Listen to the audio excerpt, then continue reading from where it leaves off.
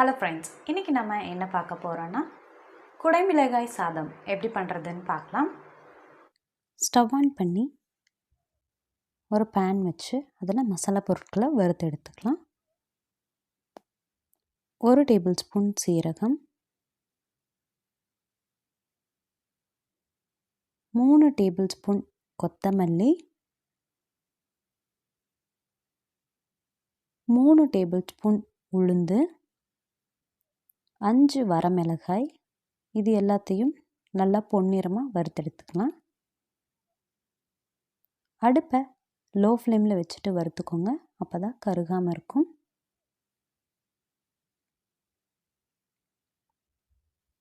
இப்போ வறுத்தது ஆறுனதுமே மிக்ஸி ஜாரில் சேர்த்துட்டு பவுடர் பண்ணி எடுத்துக்கலாம். கோர்ஸ் பவுடராக அரைச்சிக்கோங்க, ரொம்ப ஃபைன் பவுடராக வேண்டாம்.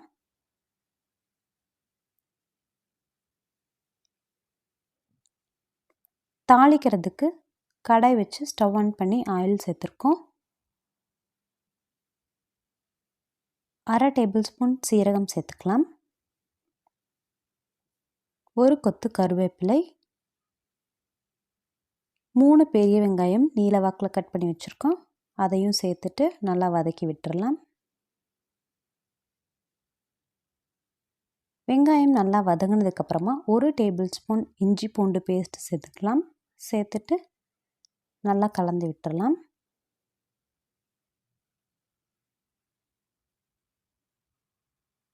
இஞ்சி பூண்டு வதங்கினதும் 3 கேப்சிகம் நீல வாக்கில் கட் பண்ணி வச்சுருக்கோம், அதையும் சேர்த்துக்கலாம்.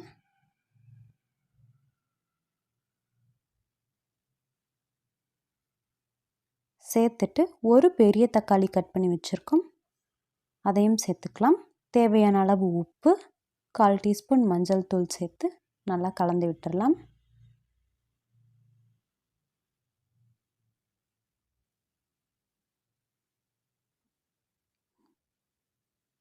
கேப்சிகம் தக்காளி எல்லாம் நல்லா வதங்கி வர வரைக்கும் நம்ம நல்லா வதக்கி எடுத்துக்கலாம்.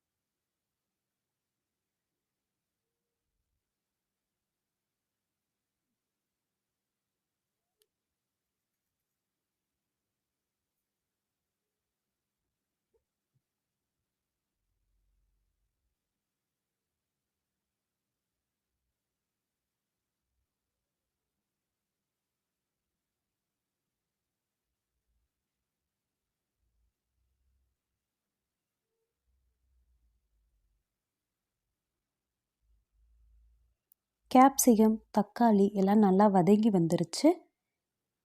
இந்த ஸ்டேஜில் நம்ம அரைச்சி வச்ச பவுடரை சேர்த்துக்கலாம். சேர்த்துட்டு ஒரு டைம் கலந்து விட்டுட்டு சாதத்தை சேர்த்துக்கலாம்.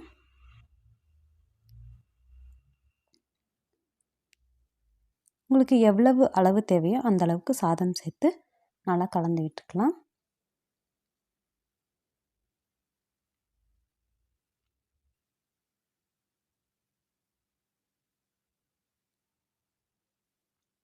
கலந்துட்டு உப்பு செக் பண்ணிவிட்டு தேவைப்பட்டால் சேர்த்துக்கோங்க.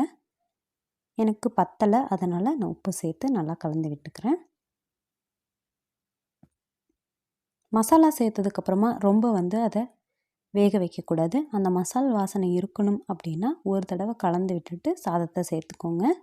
சூப்பரான கேப்சிகம் ரைஸ் ரெடி ஆகிடுச்சு. கண்டிப்பாக ஒரு டைம் ட்ரை பண்ணி பாருங்கள்.